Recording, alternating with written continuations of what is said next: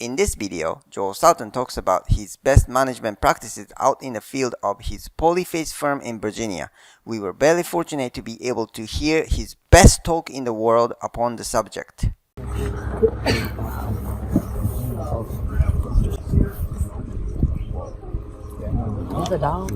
like the wolf in the Game of Thrones. Jon Snow's wolf. Wait, what is that? Okay, now I need some. Open your mouth. I need some smellers here to give me a. Smeller? To take a whiff here. What do you smell? What does it smell like? No, go smell it. Go smell it. Nothing. Earthy? I like that. I'll take that. Like leaf mold? Like walking in the woods, grassy. Okay. Here's the question: does it smell like manure? Okay. So here's the deal. In the winter, all those soil microorganisms that I talked about, the actinomycetes, the mycelium, all that stuff, Azotobacter, gibberellin, you know, we've only named 10% of the soil microbes. You realize that? We've only named 10%. I'm struck by how much we don't know. You know, we've got these star registries, you know, that you can register a star in the name of your lover, you know. What we need is a soil microbe registry. Name a soil microbe in the name of your lover, you know. All right. So anyway, these are sleeping in the wintertime, okay? They're hibernating. Well, those cows are dropping 50 pounds of goodies out their back end every day. 50 pounds. And it's pretty sloppy. And if it gets wet, it wants to leach into the groundwater. If it gets dry, it wants to vaporize in the air. We all know what that smells like, okay? And so what we do is when we're feeding hay in the winter, we run out of grass. So now we're going to go to hay, which is simply solar dried grass. That's all hay is solar dried grass, it's like raisin grass, okay? Then we bring them in. The cows eat through these boxes here that are hanging on pulleys that we can raise up and lower, so that as they're dropping 50 pounds of goodies, sloppy goodies out their back every day, we combine it with carbon, which right over here is the carbon shed. So we store the carbon. Carbon's anything brown, all right, anything that was living, okay? So it's the old leaves, wood chips, sawdust, junk hay, corn stalks, peanut hulls. I mean, there's, you know, bark, there's tons of organic matter. We take that, we add it, and that becomes a carbonaceous diaper under the cows. And every few days we add some more, lasagna style. It just keeps coming up. And as it comes up, we crank the boxes up. As we build it,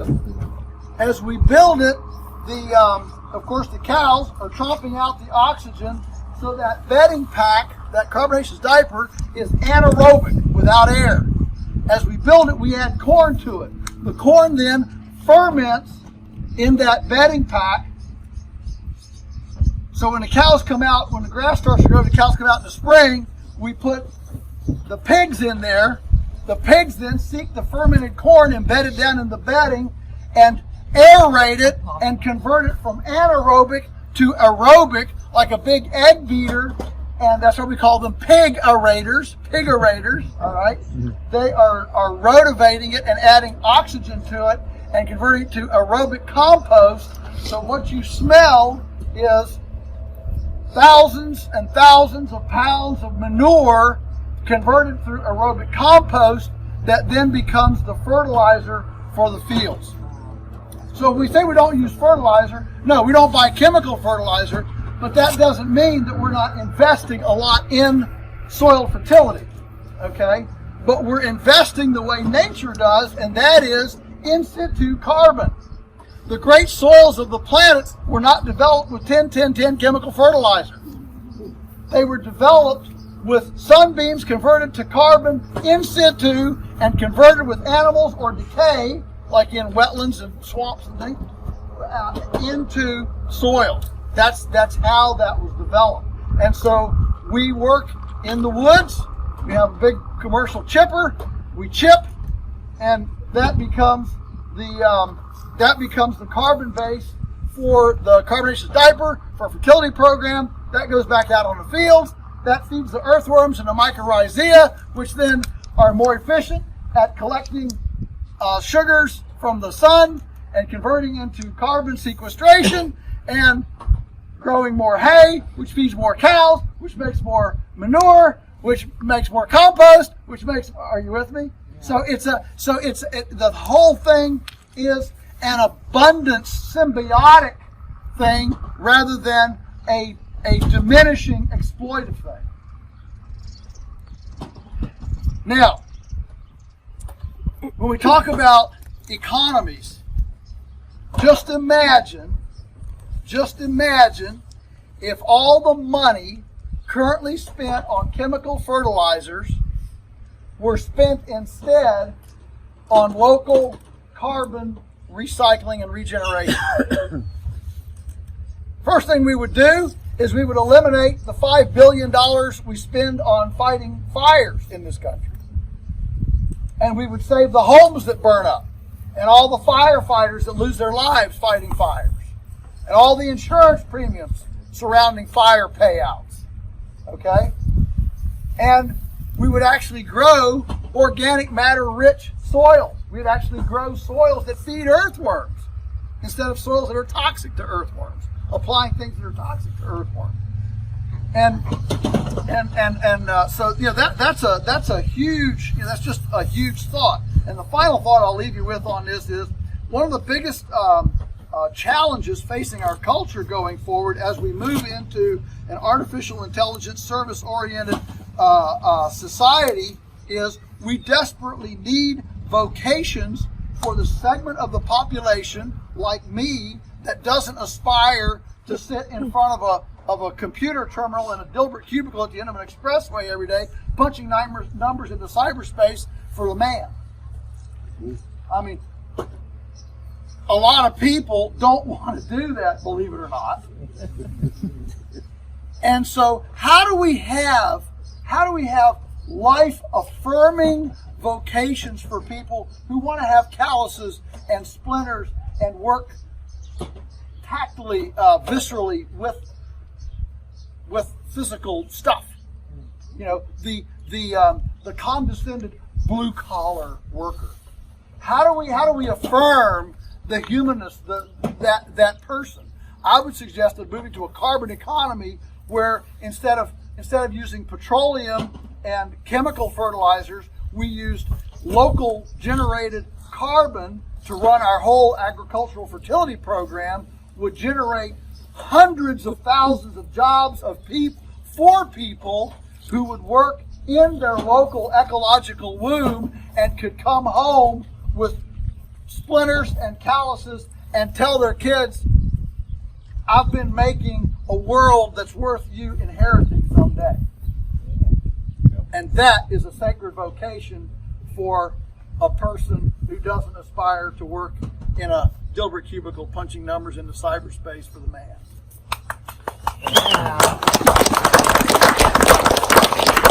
So there are major ramifications. So as we sit here and contemplate food and farming, I'm trying to expand our awareness to make us realize, yes, I want us to eat well. I want us to make good nutritional choices. But I want us to appreciate that as we make those choices, it's not just about me. The ramifications of taking care of me also takes care of you, your neighbor, and our society. And that's the cool thing. And the problem is we have been taking care of agendas for McDonald's and agendas for Hardee's and agendas for other agendas. We have not been taking care of an agenda that actually functions with integrity. And so there's it's a broad thread. Okay, questions? Anybody have questions on this? This is heart and soul of the farm right here. I mean, this is what makes us. This is what makes it go. I have a question. Yeah. How does one get it? This seems like a lot. It just seems like a lot. And being that farmers are far few and in between, how do you continue on with your mission? Or how does somebody? How do we want it to be a product? Like, it just seems very challenging since it's so limited to farmers. Oh, you because there's so few farmers? Yes, but how do you, this sound like a, like, I mean. You Well, know, we need more farmers. So where you get them from? Where do you get them from? You. Get butter. Yeah. I mean, where you get them from is by actually creating a demand. You know, people say, well, how do we get farmers to change? How do we get farmers to change is to get people to quit buying from bad farmers. Right. See, the farming community hates me because I'm willing to say there's good farming and bad farming. Unfortunately, there's a lot more bad farming right now than good farming, okay? And farmers want to be all one big happy family, you know. Don't make any differentiation. We're all for one for all, you know. It's all this stuff. And it's not. You know, I'm appalled by the abuse that the average farmer inflicts on our ecology, on our animals, and on our nutrition. I'm appalled by what, you know, the New Jersey, red dye 29, yellow dye 3, I mean, what they inflict on our society, okay? And so ultimately, the world that we're gonna have in the future is going to be a physical manifestation of the individual decisions that people like you and I make over the next, just like the world we have now is a physical manifestation of the decisions that have been made up until today. And so every decision's important. Every decision's important. Now, I'm not a cultist. I like a Snickers bar once in a while, too. Okay? I don't think you're going to die if you drink a Coke today. There's a big difference between having a Coke, once a month and having one 3 or 4 times a day. Okay? And so moderation, balance. I'm an 80-20 guy. If you do 80% right and 20% fudge, we'd have a better world. You know, that's good enough. And good enough is perfect. Good enough would move us so far, we can't even imagine what the next permutation would be. Question, yes?